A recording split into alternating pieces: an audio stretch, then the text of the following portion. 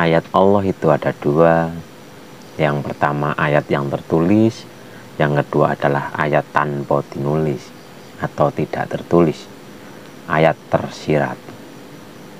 Itulah hakikatnya Iqra.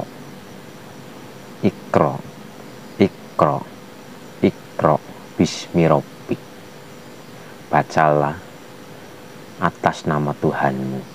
Jadi hakikat Iqra itu kita membaca alam ini, kita membaca alam semesta, bahkan diri kita pun ini adalah ayat Allah yang tersirat.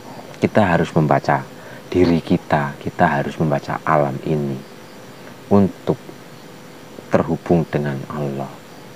Dengan kita membaca ayat Allah yang berupa ayat kauniyah, maka hati kita akan menuju kepada Allah. Kita berjalan selalu menuju Allah dengan kita membaca ayat kauniyah. Allah menciptakan alam ini untuk apa?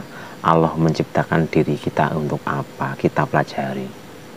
Contoh ayat kauniyah yang paling sederhana itu adalah ulat, kepompong, dan kupu-kupu.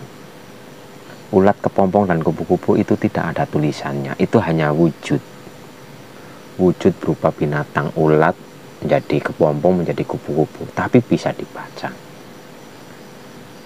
Perumpamaannya begini, ulat itu adalah orang yang masih jauh dari Allah.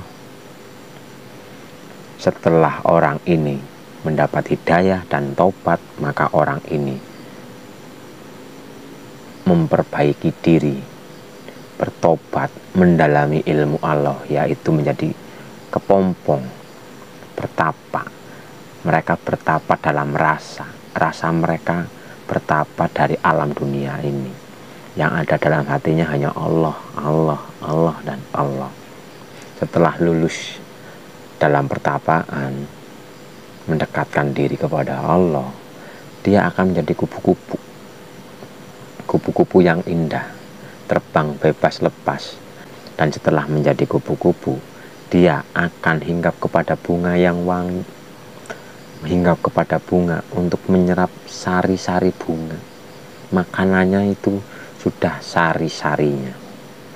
Jadi ini adalah ayat tanpa tinulis iso diwaca. Dan alam ini bahkan diri kita itu adalah ayat Allah. Ayat yang tanpa tinulis iso diwaca atau ayat kauniyah. Kita harus mempelajarinya karena Allah menciptakan alam ini dan diri kita itu maksudnya untuk apa? Tujuan Allah menciptakan itu untuk apa? Kita pelajari, kita tafakuri, karena begitu banyak ayat-ayat Allah.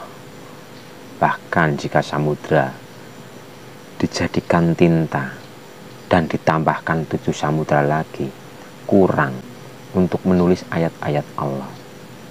Jadi mari kita sibukkan hati kita untuk selalu tertuju kepada Allah, karena tujuan utama kita itu adalah Allah. Dunia seisinya itu hanyalah kendaraan menuju kepada Allah. Kita jangan terfokus, kita jangan terlena dengan kendaraan itu. Karena dunia seisinya, semua itu hanyalah kendaraan kita. Mari kita perbaiki diri kita, bersihkan hati kita, dan niatkan atau kembalikan kesadaran hati kita hanya untuk Allah. Jangan sampai kita terlena dengan dunia seisinya, karena ini hanyalah kendaraan menuju kepada Allah.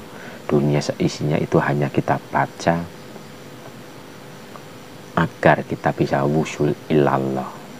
Jangan sampai dunia dan seisinya melekat dalam hati kita, karena hati kita itu hanya ada Allah, Allah, Allah, dan Rasulullah.